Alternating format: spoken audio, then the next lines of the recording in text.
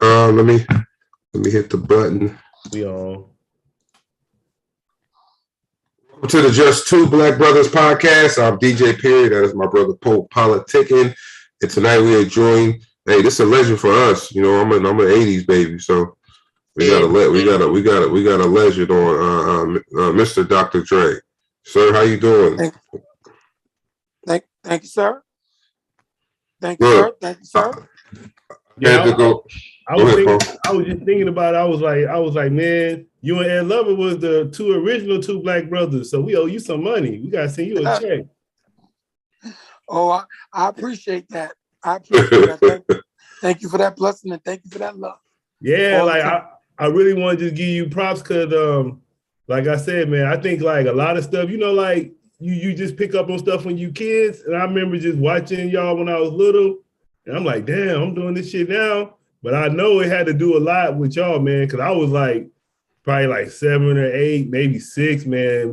My uncles and auntie was like 4 or 5 years older than me. So, you know, they was watching it all the time. And I was just engulfed in that stuff, man. Like you, Ed Lover, D Barnes, like all y'all. Like I just grew up on y'all. So thank you. I appreciate it. Thank you. Like I said, I appreciate that, the love, the blessings. And, you know, we were all inspired by the likes of Don Cornelius and Flip Wilson, and I'll even say Bill Cosby of the world, and a lot of other folks, Richard Pryors. And to get that opportunity we got, we just said we want to make sure we kept it real to the people. And that was most important to us. And then I want to ask you about, we're going to start the interview pretty soon, but I just want to ask you, so what you think about, I know they came out with a new MTV Raps. It's on Paramount Plus, I want to say. Yes, sir. Yeah. You checked it out yet? No, sir. Oh. I have no negative to say about it. I wish them all the best, and the blessings go to them. And let's see what they do. Yeah, I guess that question probably was, were you guys consulted on that before they put it out? But I guess I could probably tell, you know, because we don't like start no drama on this podcast. So I guess I could tell from. Look, I'm not worried about drama. Believe me. We weren't the first to ever do something like that. True. We won't be the last. And the blessing is, just as you gentlemen are moving forward, they're moving forward. To me, I just smile and say, hey, I did a little something in this lifetime. Definitely. And like Poe said, look, this is, I'm 42, so this line, this part of the movie, Who's the Man, it stays with me forever, right? That doctor was not happy with you. He said, I went to school all these years to get the title doctor, and you just call yourself Dr. Dre. That was my good friend. Dennis Leary. Yeah, he was not happy. Loan after loan, year after year in medical school, and I walked out today. I'm Dr. Dre. All day. Yep. But now, Poe, you got it. Yeah, I would say that was like one of my favorite movies too. Like that movie was like so hip hop. It had so many people in that movie, man. So I remember I used to watch that movie like all the time, just on repeat. Thank you again. And when you get an opportunity and it's on some other channels, please bounce. All day.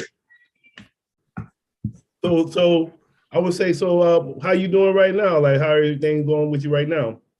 Man, I work very hard because I have a foundation called Dr. Dre's Victory Foundation. We basically work with people who are blind, amputees, type 2 diabetics, and really just people with disabilities and special needs, because we want to give them greater access to just what the world offers. And we do that through trying to raise some funds, do some events, and I'm being very blessed with meeting and collaborating with other bigger foundations, because we're just starting out and creating some good alliances. And we're going to be a big splash in a moment. We got a couple of big things laid out. Also, written a book. Now I'm on book 2 as we speak, because we were going to release it before the pandemic. But when the pandemic hit, I pulled back a little bit on it. And now I just went back and I'm doing some re-editing and some modification on one, and it forced me to start working on the second one. So we're gonna get both of these things together and put them out. And the first one's called Yo, Bigger Stuff, the Dr. Dre episodes from 1989 to 1995, which basically explains my life in the world of Yo MTV Raps. Oh yeah, that's what's up. I got a book right now I'm holding. It says it's probably an older book. It says Naked Under Our Clothes. Yes, that was I one I bought did that one with Ed. Yes. Yeah. We had a good time putting that together. And thank the co-writer with us who did that, and thank our manager who put that book together, and Linda West. And we're proud of it. Yeah, how long have you and Ed been friends? Man, we actually started our friendship on Yo MTV Raps. Wow. Many people thought we were together for years and years and years prior to that. Right. We both met at the audition for Yo MTV Raps. Oh, that's dope. So y'all basically had what they was looking for, since y'all was able to mesh that connectivity with each other, that chemistry with each other. Not quite. No. Basically, I was a good friend with the executive producer, the late great Peter Darty, who was a good friend of mine because I used to DJ for the Beastie Boys, and he called me in about doing something with the Yo MTV Rap show that Fab Five Freddy was hosting on the weekends. So Ted Demme, the late great Ted Demme, was a good friend of Ed Lover's. He called him in and asked him about it. So needless to say, us being there at the same time, and you can read all about this in Yo Bigger Stuff, and I've done interviews about this, and we actually met there, and it was Ted Demme's idea, who was the production assistant, moving on to being the producer of Yo MTV Raps, to put Ed and I together. So Ed and I got in his office, we did an audition tape, we saw these Jamaican dreadlock wigs hanging on Ted's coat rack, we put them on and cracked Ted up, and Ted said, yo, I gotta show my execs this. You guys are great. I got up, walked back down to Peter's office. Ed sat down in Ted's office. Ted came running back down the hallway. He grabbed me and said, I got an idea. Since Fab doesn't want to do the Daily Show, why don't you two guys host this show? And I looked at each other and I said, well, I got to think about it. I don't know him. He doesn't know me. Ed knew me because I used to host my own college radio show, The Operating Room, at Adelphi University. So he used to listen to me in Queens. So I thought about it and we decided, let's do it. Let's give it a shot. But we made one promise to each other that no matter what we did, we would stay true to who we were. We weren't going to go on MTV and create a Dr. Dre and create an Ed Lover. We just were. And that's why we had a great, great relationship to this day. Yeah, that's good, man. I'm happy. Like I like when I don't know, man. I just like seeing friendships. So I like the locks. I like seeing people just stay together and stuff, man. I don't like seeing people break up and stuff. Well, you grow and you change and you want to do different things. So sometimes it's good to separate and explore and do what you want to do. I had a lot of years before I met Ed in this industry. I was signed to Def Jam as the Concept, aka moving on to become Original Concept with my partner T Money, who was also on Yo MTV Raps as Yo Mailman, Easy G Rockwell, and Rapper G. We put out a couple of hit records, Can You Feel It, Knowledge Me, and one of the biggest ones, Pump That Bass Live. So I was already pretty well versed out there. And we wrote a song for Run DMC on their Raising Hell album called Proud to Be Black. So I've been out there making records, doing different stuff, hanging on with great people, my man Davey DMX, and was finding a new route as we completed the Original Concept album. Yeah, I was gonna ask you, did you ever have because Dr. Dre in the West Coast, the producer, did you ever have any pressure to change your name? No, did he have any pressure to change his name? Right, you're the first Dr. Dre right here. Yeah, no, you know what's so funny?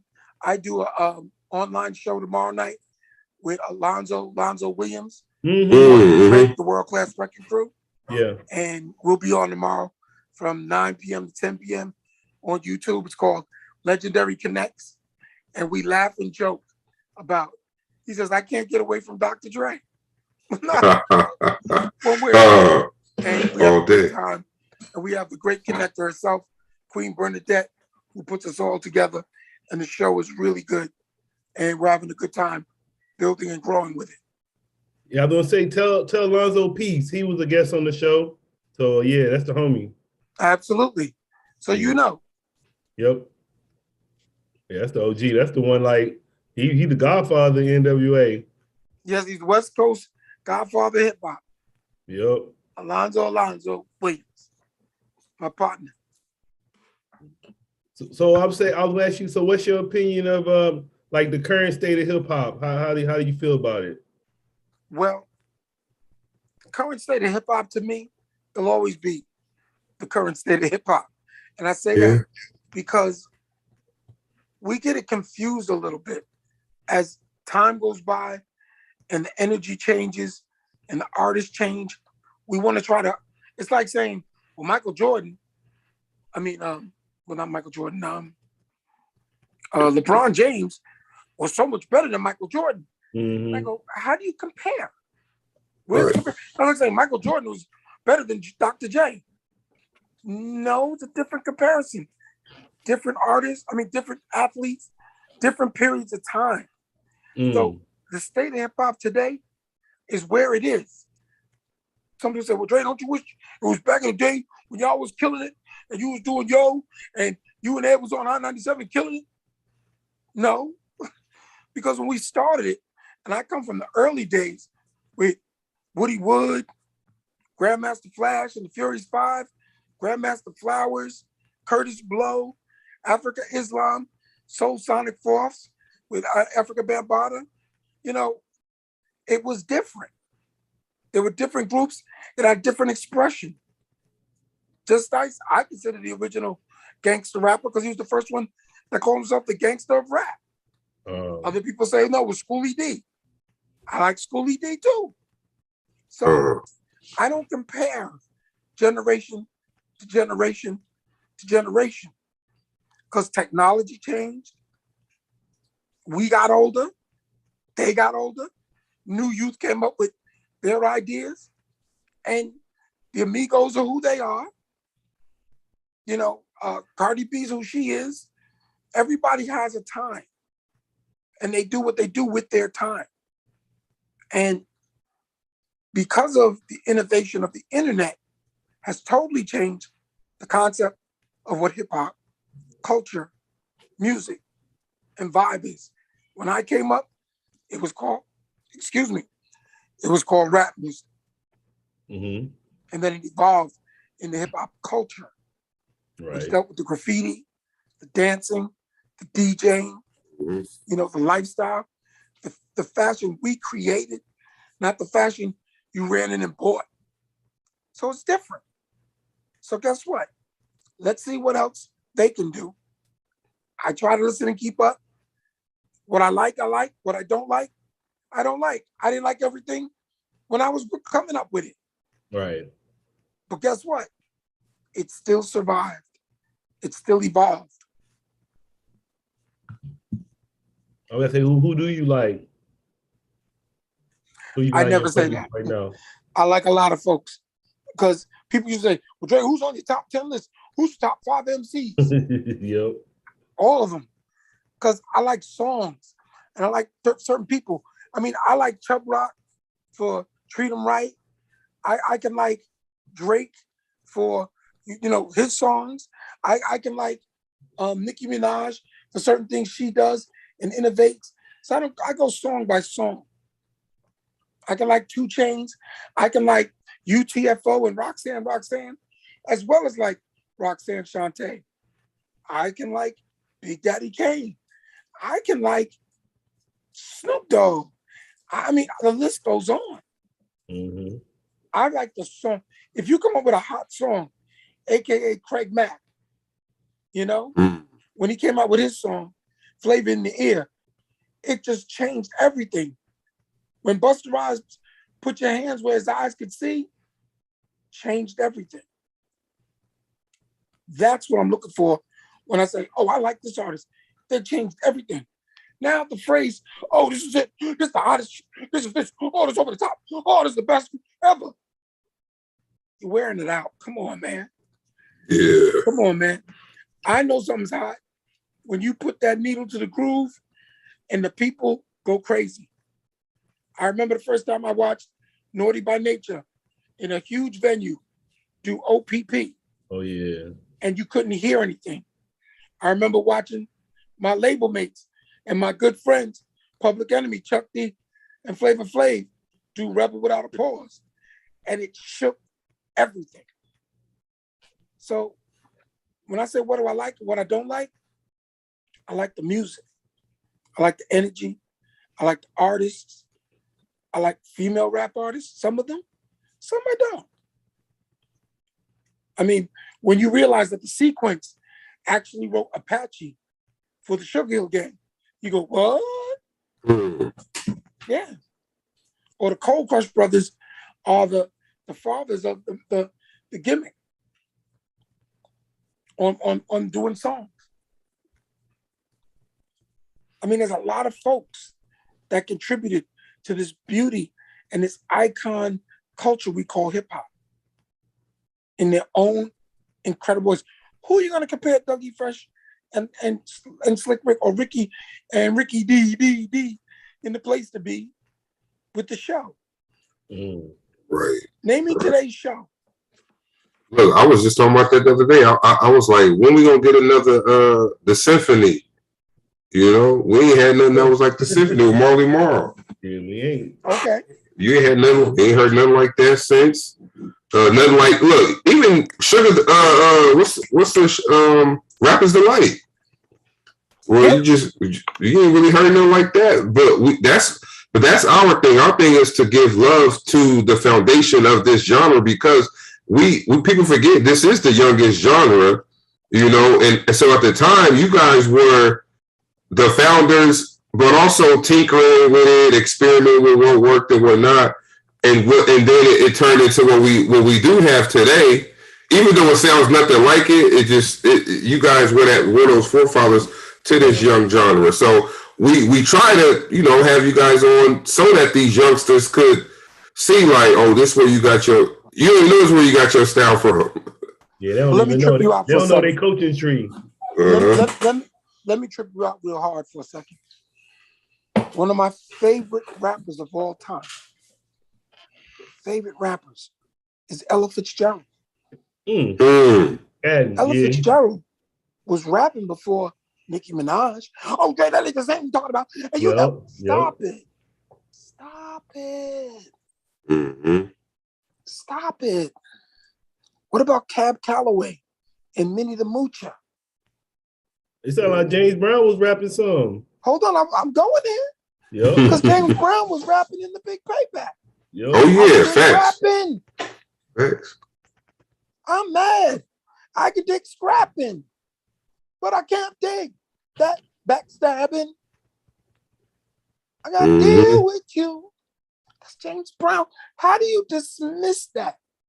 Oh, because he wasn't rapping the way today was, but James Brown's one of the most sampled, celebrated artists in the history of music and rap music / hip hop music. It just is.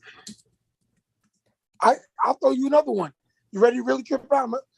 Be careful now. You ready for me? Ready. Lou Costello from the famous Abbott and Costello duo. Yeah. Was a rapper. Mm.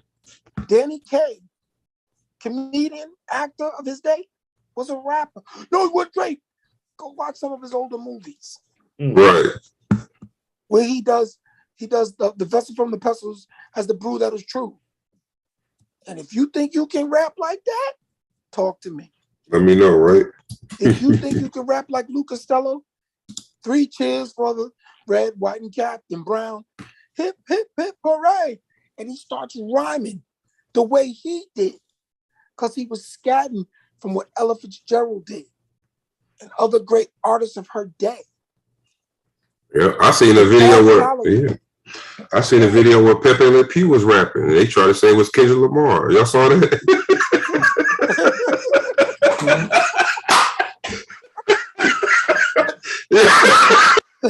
I was like, damn, that do sound like Kendrick Lamar. But the point I'm making about this is when you go to groups like Parliament Funkadelic and Roger, Zach, all of them. Yeah, man. But I did this to somebody once. I got in the biggest argument. I said, Michael Jackson is hip hop. Michael Jackson is not hip hop. What are you talking about, Dre? He's popular king of pop. No, he's hip hop. Wasn't he a part of the group called the Jackson 5? Yeah. Yes. Don't we all scratch Dancing Machine? Well, that don't count. Yes, it does. That's it. Yeah. Don't we all scratch I Want You Back and ABC? Well, then you said, yes, it is. In his own way. But that was the real. I said, no, but see, you dismiss how hip hop evolved and became and where it was. So you're saying Rapper's Delight is better than Chic's Good Times. How? If it wasn't for Good Times, Rapper's Delight. Right. If there was no Good Times, there would be no Bounce Rock Skate Roll.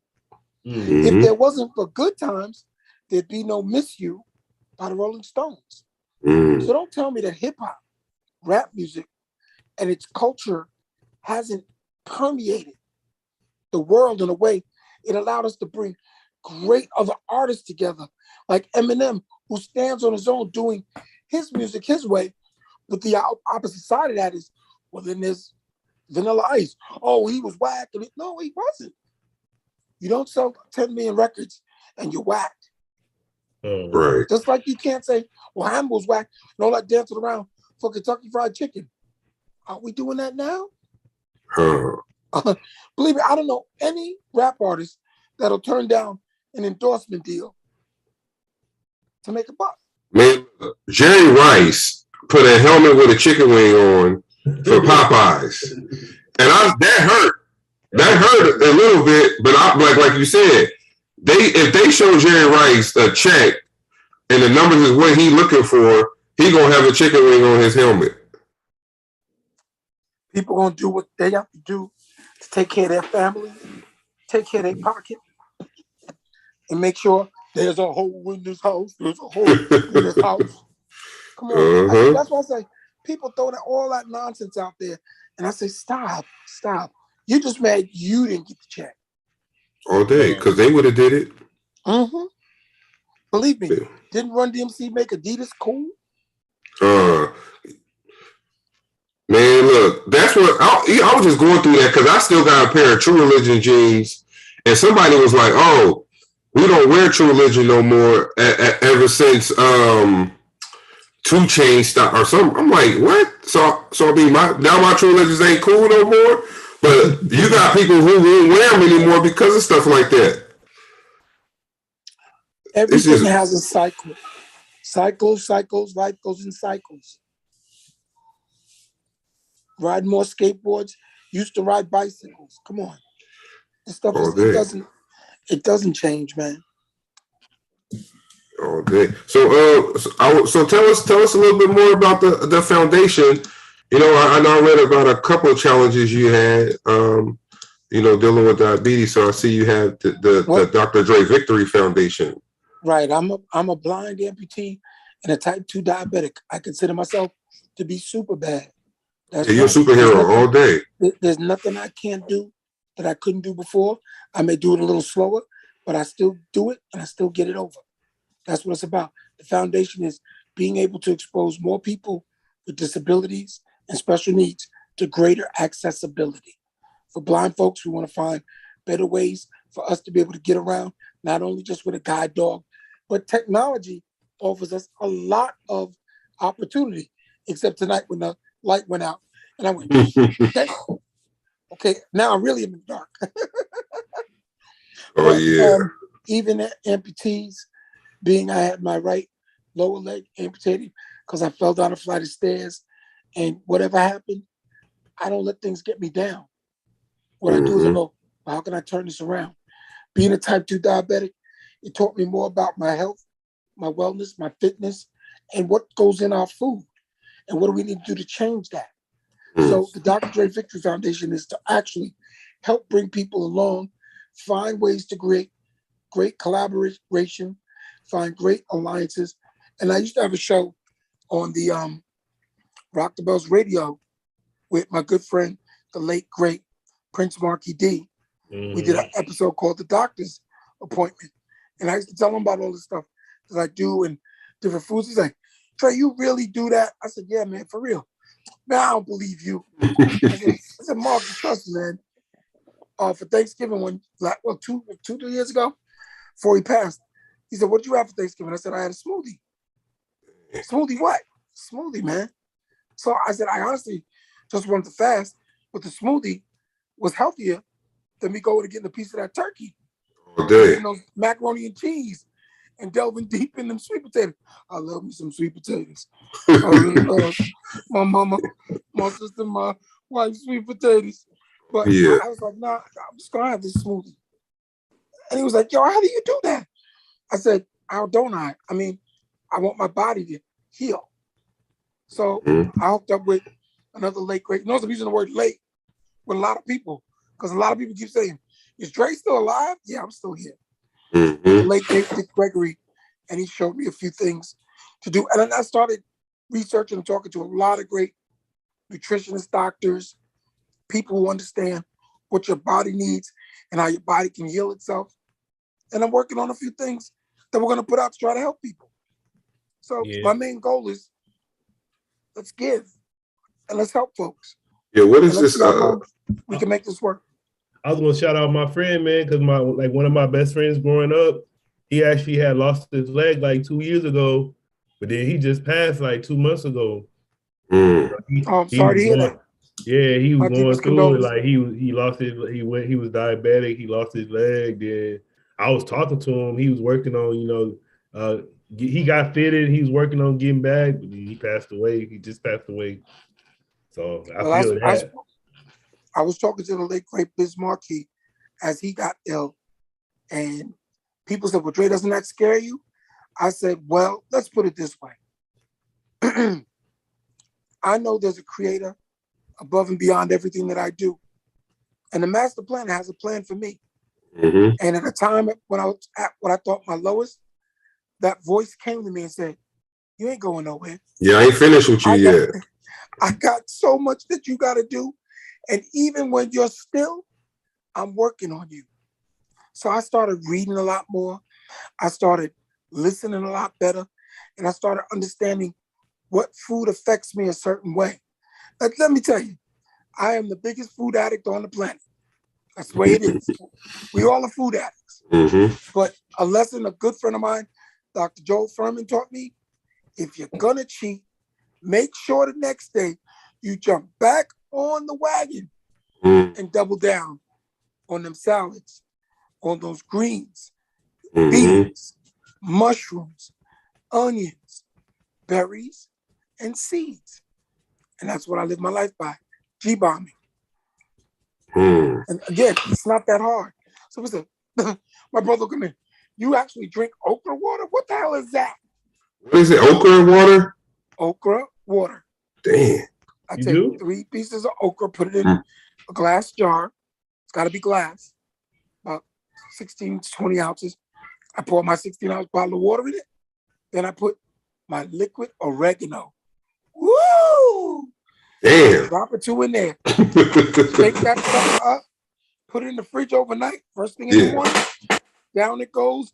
And believe me, my body goes, thank you. Because that crap, you ain't got to leave the body. So there's a lot of good stuff to mess with. Some people do a lot of sea moss. Very good for you. Zinc, bladderwrack. I mean, the list goes on. Juniper berries, soursop. Follow me. Check me out. Go to Dr. Dre 39 at Instagram or at your Twitter. Ask questions. I'll see what I can do. Or let's bring forth folks together and say, hey, let's try this. This is what we do at the Dr. Dre Victory Foundation. We try to build and try to help people extend that good thing called life. Yeah, I was gonna ask you because I actually watch a lot of Dick Gregory's videos, and I hear him talk about fasting. I would say, can you just talk about like a little of the stuff he shows you? Yes. Well, fasting is good because you want to give your body an opportunity to release the impurities from the toxins of all the food that we eat. I stopped drinking soda almost 2 decades ago because I really believe it was soda that really made my diabetes go through the roof. But that's in another book. We'll talk about that. But just increase your water. If you're going to drink some crap, double down with your water. I drink 64 ounces of water a day, minimum. Some days, a little bit more. Some days, a little bit less. I drink some tea, green tea, herbal tea. Every once in a while, I have decaffeinated coffee, iced coffee. It's a balance. Life's about a balance. Right. You can't be leaning real hard to one thing and only doing the good stuff here and there. Yeah. But I When would say your body works, your body will heal itself when you go too far. But you got to give your body the opportunity to heal yourself. I just went to a new doctor today, and he said, Mr. Brown, looking at your charts, and my goodness, I've heard about you, and you've had some issues. I said, all of us have issues. And he said, yeah, but you seem to like get better. Yeah. How did you do it? Well, let's stop taking your medicine. What? Yeah. Because some of it works, and I don't advise that for anyone unless you're under the care of a doctor, and work with your doctor, with your endocrinologist, get checkups, get regular blood workups, so you know what's going on in you. So I mean, you can go and smoke all the weed you want. You can do everything you want to do like that, but make sure that your body's functioning with what you're smoking. Because that weed we smoke today ain't the weed I grew up with. When I was growing up, we didn't have a chronic. The chronic was trying to hide it from your parents. I had herb back then. They called it herb. Yeah, it was herb. I was gonna ask you too, because I heard Dick Gregory, he was talking about liquid fast too, and I was like, dang, he do liquid fast? I think he said he did a liquid fast for like a week. I was like, shit. No, Dick Gregory was so in tune with his body and what it could do. He could fast for weeks and knew exactly what to put in it. So I learned a lot of things from him about what certain supplements do and what certain foods do for you. So, as I said, when I hooked up with Dr. Furman, he's the one who talked about G-bombing. So every day when I want to eat, I go, where's my greens? Where's my beans? Where's my mushrooms? Where's my onions? Where's my berries? Well, every morning I wake up with a handful of blueberries, which is the best thing for antioxidant in your immune system. And berries seeds are chia seeds, flax seeds, and hemp seeds. You can add them to anything. And it don't take the taste away. Oh man, this tastes crazy. Where am I eating that? Come on, man. Come on, man. Yeah, it's just you can do it. Some years and get your body working for you. That's just my philosophy. Are you motivating me right now? Yeah. So I appreciate it. That's like what I see in hip hop. I see fitness being a part of hip hop now. Like yes, a lot of people were pushing fitness. You know, like Russell Simmons, The Locks, even like Wiz Khalifa, Action Bronson. A lot of people be, working out, pushing their fitness. So I like that. That's like becoming a part of the culture. I like it a lot. Well, the first great fitness person in hip hop was Melly Mel. Oh yeah. Whoa. The Furious Five. Nobody had a body like him at that time. Then 50 Cent came when 50 Cent came out. It was like okay. LL Cool J. Yeah.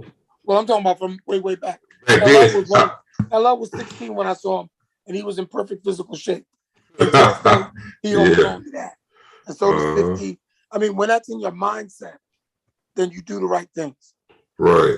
I saw. I was reading. You was in the Black Music History class with Chuck D. Is that how you guys met?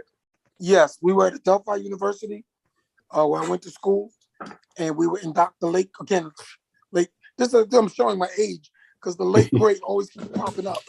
The late great Dr. Professor Andre Stroberg.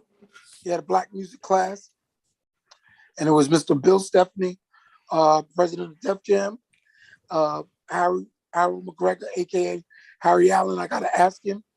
The one and only Carlton Ridenauer, aka Chucky D / Chuck D, Public Enemy, Spectrum City fame, and yours truly, Dr. Dre. Mm. And did you guys and Flavor Flav was there too, right? I saw that. I was like, oh, he was a DJ. You know, everyone keeps bringing Flavor Flav. He was never part of that. No, Flavor worked with us at the radio station, Spectrum City. President Hank Shockley, aka the Bomb Squad, Wizard KJ EKG, aka Keith Shockley, Bomb Squad, Butch Cassidy, Spectrum City, Chucky D / Chuck D, and MC DJ Flavor, aka Flavor Flav, Public Enemy. And then we were there as the concept. T Money, aka Yo Mailman, Rapper G, Easy G Rockwell, world class DJ winner. Before Jazzy Jeff, Easy G won that title, and yours truly, plus other great people like my good friend Wildman Steve and his crew, the late great Rusty J, the night nurse Amy Wachtel. We had a hell of a crew. Steffi Sihar, Concept Cuties, Barbara Simon, Von Atkinson, and the lists go on and on and on. I call it one of the greatest hip hop incubators of all time. What we did at Adelphi at WBAU 90.3 FM. Yes. And big shout out to the one and only John Schmidt, who helped hold it together with us. And then in preparation for the interview, I went on YouTube and I saw "For the Love of You." I watched it and I watched "Back Up Off Me." How did those songs come about? You guys wanted to be rappers and then you just backed off, or that was just something to experiment with? Well, in the book, you'll read the early book that I'm doing now, which explains these stories. That's why I went back to start writing this one too. We original concept, aka the concept that signed to Def Jam. We never thought we were going to be rappers.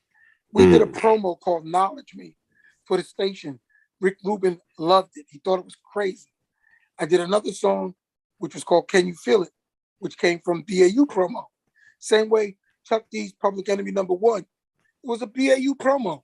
So when I used to be on the road with the Beasties, we would DJ battle from tape machine to tape machine, and I would play BAU All-Stars, and they would play Led Zeppelin, Aerosmith, Cult, and all this other stuff, and we go back and forth. And everybody loved this song Chuck did, called Public Enemy #1. So as far as being an original concept, we never thought being a rapper, I never thought I was a rapper. I love rap music. I knew how to entertain. So we decided to develop it as something different. And that's why we were original concept. Because there was another group that came out before we were released as the concept. And it was the late great, here we go again, the late great MCA Adam Yao, who said, well, then you call yourselves original concept. I hated it because we already printed up t-shirts saying the concept and had a logo and a whole thing ready. So I had to go back and readjust some of those t-shirts that we gave out to people. That's what's up. My father-in-law, he just turned 60 on the I think on the 3rd, and I told him you was gonna be on the show, so he told me to tell you what up. We here in Brooklyn, New York. He was just like, yo, I like them. I used to watch your MTV Raps all the time, so I told him I'd tell you. He said, "What's up?" I said, "What's up?" He probably listened to us when we were on BAU, because BAU rocks. Bushwick, BAU rocks. I think I heard of it. We rocked from Brooklyn to Queens, parts of Staten Island, parts of the Bronx, Nassau, parts of Suffolk, yeah, BAU reached out. We were kind of blessed there. That's what's up. And that's how we started our rap career. But our album Straight from the Basement of Cooley High, I thought it was pretty good. Thought we did a good job. We went on tour, and even Queen Latifah and the great DJ Mark, the 45 King, opened for us with the Wrath of Her Madness. And that's where we met the one and only great Moni Love. Oh, yeah. Yeah, so that's why I had to start writing this other book. Because people were like, wait, you got a lot of stories too, yeah. I didn't even know you did all that. Yeah, I did. Is it easier when you start writing, the stories start coming to you, or you already got those stories saved in your memory? Or as when you write, you're like, oh, dang, this happened too. And you start writing it down. Well, what happens is that for me, I recall where I was, and everything just comes running like to my mind. And I could just tell all the stories. And it was Chuck who actually broke my arm and said, Dre, you need to write a book. I said, Chuck, I can't write a book. Dre, you need to write a book. You got the best stories. You remember every freaking thing. I hate because you remember everything. And then he and I'll sit and go back and forth. And 3 or 4 hours later, I said, see, that's 2 books right there. So hey. He's the one who got me to write Yo Bigger Stuff and start that one.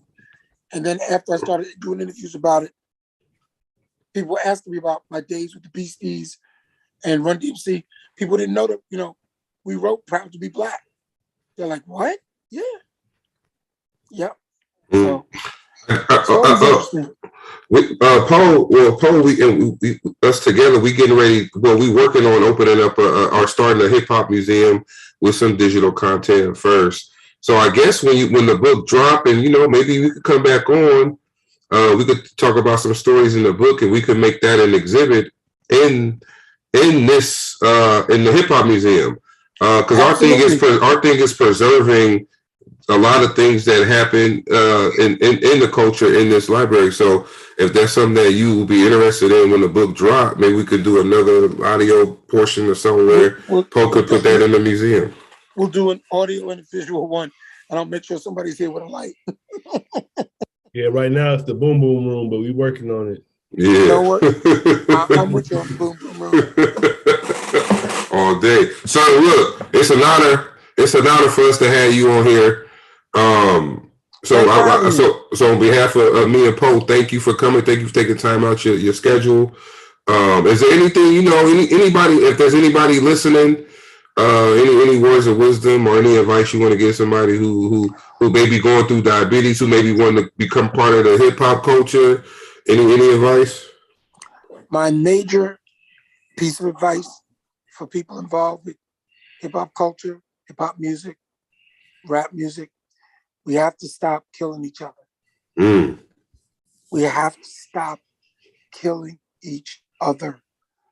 We got to end this cycle of extreme gun violence because there's another force out there coming at us with all people of color and all people of different progressive thoughts and all people with love. So I say, I hear y'all. You have your affiliations. You've chosen your sides. And at the end of the day, we're the only ones getting buried. And now we're burying children and babies. And babies are shooting the babies. And I'm not talking about a baby because there's a young teenager. But what is an 11-year-old girl? Oh, in the Bronx, yeah. With your issue, with you on the back of a moped. He 13 though. The one on the back of the moped, he 13. I'm like, what the hell y'all? What was y'all thinking? And you're firing wildly, and the 18-year-old's driving it. What did you solve? Oh, because you missed the other guy. And the thing is, both your lives will be changed forever. All day. Her parents won't ever see her again, and 9 out of 10, yours won't see you again. Because they're not playing. Because you're 13, they're not gonna throw you in the juvie till you're 18 and let you go. No. Yeah, he try you as an adult. Spaces for you. He said, no. You was a tough guy. You could pull the trigger. So you so tough. Do this time. Do this long stretch. Right. And we not even thinking because they blame the mass shootings on rap. I'm like, look, because let's not act like we don't put a lot of stuff on video and lyrics. I know. We do. As I say, where is the love? We got to find the love. We got to use the love. Oh, Dr. Dre, that ain't real. Thank you this, thank you that. So killing a 11-year-old is real. Well, I'm sorry. My creator, that master planner, doesn't see it that way. Because that spirit, that guidance, didn't create that weapon. Didn't create what we do in the street the way we do. We can find a better way. And if you want to call me soft, I'm soft. Oh, that ain't soft. What my son said though? My son said, "Look, hey, well, whoever did that, the hood, you don't protect that. You don't protect that. He killed a little girl. Like y'all gotta tell the police who he is." For that one. I mean, how did that feel when they came and went to a hotel to find his brothers and sisters and his mother and took him away in cuffs? What's that about? There's nothing tough about that. Okay. There's nothing tough about that. Think about it this way. All due respect to Christopher Wallace, a.k.a. the notorious B.I.G., who I knew, Biggie Smalls. The MTA did a card in his honor this year. Yeah. Right? The Empire State Building changed the lights to honor the notorious B.I.G. But I got a problem. One thing. He was born the day after El Haj Malik Shabazz, a.k.a. Malcolm X. He's got no MTA card. They didn't change the lights on the building. And I have to say this to be honest. Malcolm did more in his life than Biggie never lived to do. And don't tell me because Biggie can rhyme on a beat better than what Malcolm did when Malcolm was shot in the Audubon Ballroom. Fighting for our freedom, fighting for our blessings, fighting for our love. Nothing against Christopher Wallace. Love him. Miss him. Miss Tupac. Whose birthday tomorrow? What we doing? What we say? Hey, June 1671, the day Mama pushed me out of the room, told me nigga get paid. Hey, Tupac birthday tomorrow. When I hear Tupac, I hear Malcolm X. When I hear Tupac. Say what? When I hear Tupac, I hear Malcolm X. No, I don't. I cannot conflate the two that easily. Yeah, I hear like how he Malcolm X, a.k.a. Malcolm X. Yeah. Please read the autobiography of Malcolm X. You cannot be influenced by Malcolm and say, "Oh, I'm taking up the thing for Malcolm." No, it's impossible. Tupac could have been influenced by Malcolm, but read the autobiography of Malcolm X, as told to by Lawrence Fishburne on an Audible book. Please. I'm gonna check it out. You're not talking about that. Oh, you talking about another one? You're not talking about the Alex Haley book? Educated. Excuse me? You talking about another Malcolm X book? You're not talking about the Alex Haley one? No, it's the autobiography of Malcolm X as told to Alex Haley.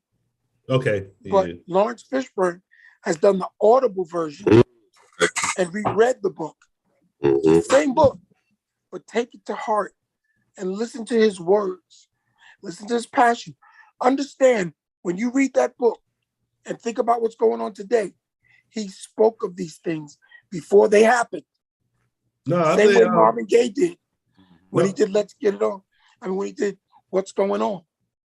No, I said, me personally, I listened to Malcolm X when I was little, like, because I guess my dad and my parents made us read it, but he was the one that made me start reading because he was talking about in the book how he started reading so much he had to wear glasses. And I was like, damn. Yes. I was like, that's why he's smart. So I started reading a long time ago, but I was talking about his speeches.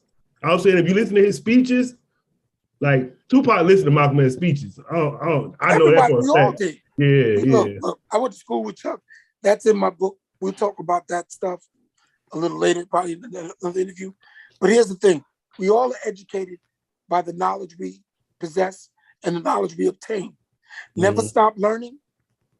Never stop thirsting for knowledge.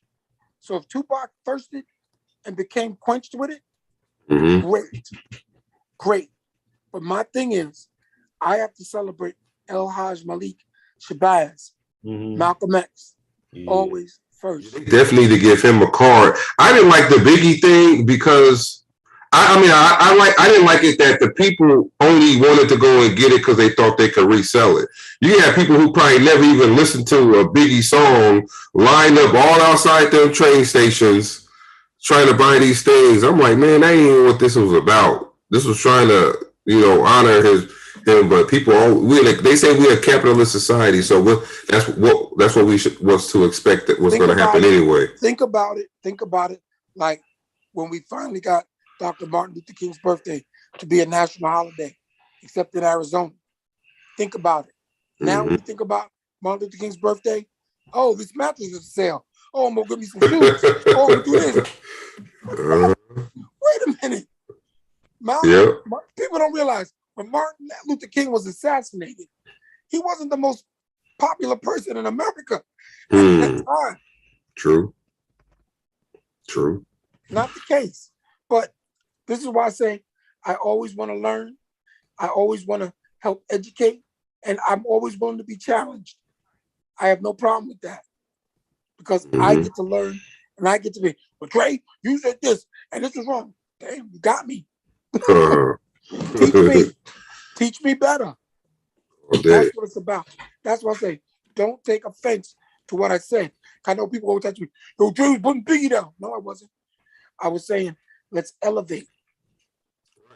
Right. Don't settle. That's like settling in a way. It's like, and look, and I always make a joke about this stuff. When stuff happens and it riles us up as a black community, I'm like, look, they must call Michael Jordan up and be like, look, they getting out of control. Can you release one of your sneakers again? Because they gonna calm down. They're gonna stand in line to buy them sneakers. But I say with us, it shouldn't be that way though. No. You shouldn't stop fighting for what you believe in because Jordan 11 is about to come out tomorrow. Absolutely. Think about it like this. There were 10 incredible people of color, black folks in Buffalo, New York, going about their daily business and shopping on a Saturday.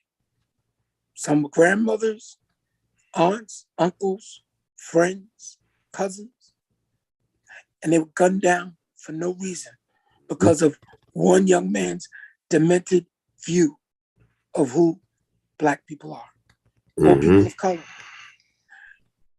Why haven't we rallied to get that grocery store reopened immediately in this food desert?